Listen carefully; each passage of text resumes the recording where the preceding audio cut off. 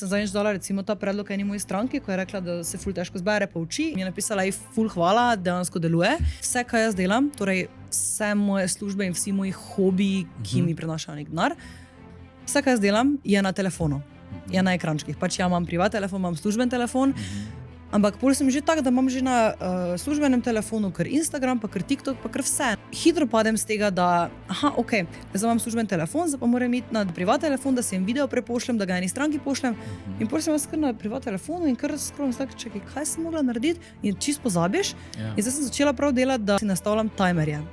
Torej jaz si rečem, imam za narediti 15 taskov, ampak recimo 4 pomembne taske, torej ne vem, objaviti video, narediti to za podcast, narediti ono, narediti check-in, ne vem, tej stranki odpisati.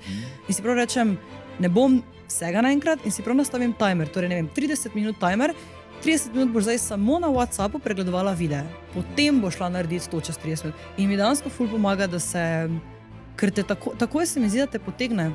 Bilo kaj delaš, ne? Takoj se pol zamegli ta meja med tem, ko ti imaš službo na telefonu, kdaj delaš, recimo ti boš se mogoče poistovetiti, kdaj ti iščeš motivacijo za nek svoj video, pa kdaj ti samo brez veze scrollaš.